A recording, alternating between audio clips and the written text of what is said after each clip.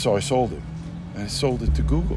You sold your business to Google. I sold that business to Google. That's where Google Earth started. You could say you're the man behind Google Earth, essentially. Well, I'll never take that. No. How much did you sell your company for? A lot of people... Oh, we don't want to go into that. Could you say 7 figures, 8 figures? Almost Almost $1 yeah. A few weeks ago today, on this very bench, I interviewed business titan Carl Marchetto about his career in the aerospace industry.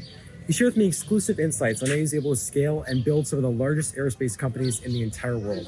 So I urge you to full screen this video, stay off TikTok for just 10 minutes, and I promise you'll learn something new. And with that being said, let's get right into the video.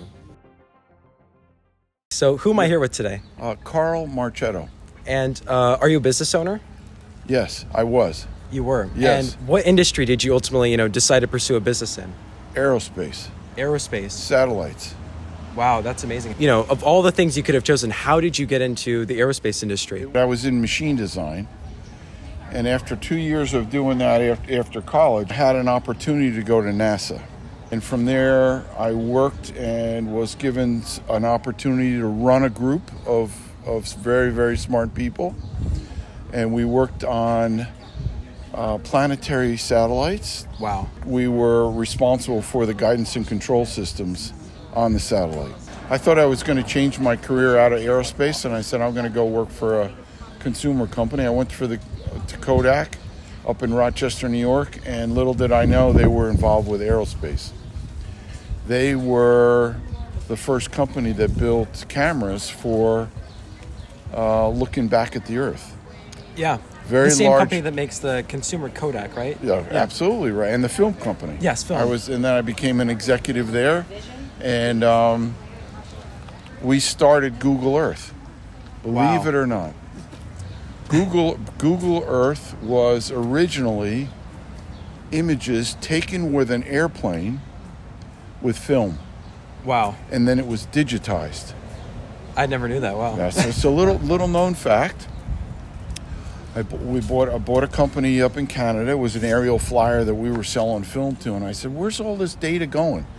So we flew on our own budget, 69 metropolitan cities in the United States, thinking that we would take the film, we would digitize it, when you take a picture out of an airplane, when you look back at the Earth, it's curved. Yeah. So you have to ortho-rectify it, which means it's flat. And if you were to put a scale on it, every inch would be so many miles. Yes. But when you look down on something curved, the scale is different, because on the edge it's very close together, and in the center. So we ortho-rectified this stuff, and we put it on robotic servers, 240 terabytes of data, and we thought we would sell it. Wow. To multiple places. So you wanted LA, we had the data set. It was GPS, very, very accurate GPS, and very, very accurate. You could resolve 6 inches. Wow. on the Earth. And we thought that would be good. We didn't know how to sell it. We didn't understand the market. We were before it. So I sold it. And I sold it to Google. You sold your business to Google. I sold that business to Google, all the data set, and that's where Google Earth started. It was basically started as analog. It was an analog product that was then digitized, and then Google Earth is Google Earth. And now satellites. And so the business I was in, not only communication satellites, but also imaging satellites that look back at the Earth to resolve things that you may be interested in. So that is amazing. There's a government side of that, and then there's a commercial side of that. Wow. So I got involved with all sorts of cool stuff. So you could say you're the man behind Google Earth, essentially. Well, I'll never take that. But we were at the very, very beginning of it. Yes. That's incredible. Absolutely right. And if you don't mind me asking, how much did you sell your company for? A lot of people. Oh, we don't want to go into that. You don't want to get. No. Could you say 7 figures, 8 figures? Almost a B. Almost $1 billion. Yeah, but not that transaction. Another business that I managed for Kodak.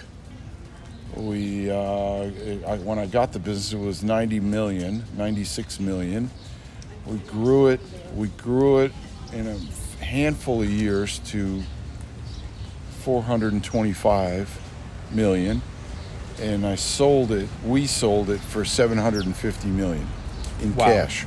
Cash. That is incredible. Yeah. A lot of business owners out yeah. there who, are, let's say, even at that 7-8 figure level, and they want to get to that 9, maybe even 10 figure level. What advice would you give them? What advice would you give them? First of all, you have to understand your customer and understand what makes them successful. If you understand what makes them successful, they want to work with you. Yes. Not what makes me successful. If my customer's successful, I have more business. Yes. So I would attribute my business success in my own mind, right? My mind, my perspective.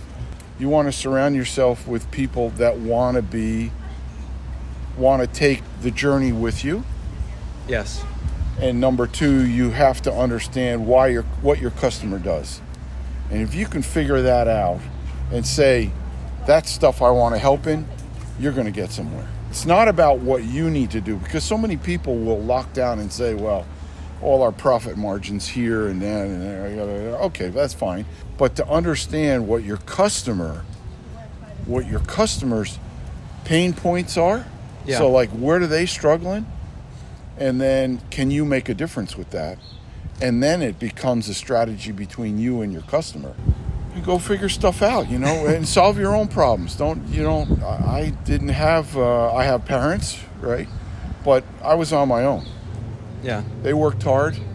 They were successful in their own right, but they didn't have their own business. Nothing was given to me. Yeah. 0. Okay? You have to understand starting at the low level. So when I was the first engineer, at night I'd go and walk the floors of what was being built. And then as I got better and better jobs, most of my colleagues that were at the vice president, senior vice president level, really didn't know what their people did. I would sit in a staff meeting and said, this is pathetic. You've got the title, but you don't know what your people do? Yeah. You're at the wrong table. If you're waiting for somebody to pitch you a deck of PowerPoint charts to help you understand the problem, you should be on the floor. Go find out what Mary does for a living and find out how your business runs. If you don't understand that, get out of here. Yeah. Get out of here, because I fire people like that. Yeah. I got rid of them. Yeah. So what are you studying? What interests you? I'm going to be honest. What interests me most, I just love entrepreneurs. I love people who, go out there, take a risk, take a challenge. So right now I'm just, we're working on this project where I'm just trying to meet as many people and share their story. Yes. I think that entrepreneurship is a business approach. It's not a profession. My first job out of engineering school, I had a good amount of offers to go work somewhere, but I took a job at a company that said, we're going to put you in an engineering training rotation. And I took that job. It was, in fact, for less money. But you would learn more. That's right. I spent a month in every different aspect of the company. Marketing. I wasn't a marketeer. I was an engineer. Worked in the foundry. Yeah. Worked in a union shop. Sweated my back off. Shipping and receiving. All these sorts of things, so I could learn about business. And I think that's important. Go learn about business, and then you see what interests you. Yeah. Making money is good. Running a business is good, right? But don't say right out of school, I'm going to be an entrepreneur. You have a desire to become an entrepreneur, but you need tools. That's how I would see it. Yeah. That's what I tell my kids, right? No, exactly. There's a saying I love. It's almost like experience debt. Before you have to be successful, you have to go out there. You have to, learn about the industry. Yeah. If you were starting from zero today in 2025, what industry or business would you focus on to build back, your wealth, to build back success? Yeah. Don't really know what to focus on. One of the things that I left, when I left one of the big aerospace companies, I started a project. It was all about predictive analytics. And they talked to me about this project and this software they had developed. It was really the early stages of artificial intelligence. It was looking at patterns. A human can maybe handle 2 different variables at once. You can't handle 25 Yeah. at once, right? Our brains can't. We can do. I see this, and I kind of see this, but you need trends and. Long story short, this whole thing with artificial intelligence is real. We were on from that project. Our learning went asymptotic. You know what that means? When exponential. It goes exponential. It goes up at such a rate, and you say, "My head's going to explode." How does it know that? So I would say somewhere in your learning, even if you don't become an engineer or a scientist, get a hold of that. You should learn about what it means, what they're doing. Why is it about people are interested in patterns, pattern recognition? You'll apply it anywhere, whether you become a business person, whether you become a doctor, a dentist, or an entrepreneur. You have to learn about this because it's going to change the way we think about the things we do now.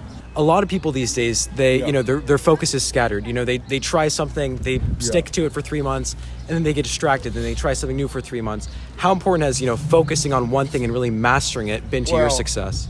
Don't just go willy-nilly around, because you gotta get some wins in your bank. You can't be defeated all the time. Yeah, that's no good either. Then you start to lose confidence in yourself, and you say, "This sucks. I'm not doing this," right? And, hang out with people that are smarter than you are. Make good decisions. Be careful of the decisions they make. It can screw you up, your career, Yeah. Not too much partying. Hang out with people that are motivated, because you're motivated. You guys are motivated. Some decisions you make now you think won't get you in trouble. They can get you in trouble for the rest of your life. So be careful. Low key, have a good time, but don't go over the top. And because when it happens, you're the only one that's going to own it, not your parents. That's true. Nobody else, right? So, I will. Any more questions? No, that's all. I don't want to hold you up in your wife. Any questions? What your name again? David. Yes. Carl. Toby. Toby. Yes, Oh, Toby. good. Oh, Thank nice. you so much.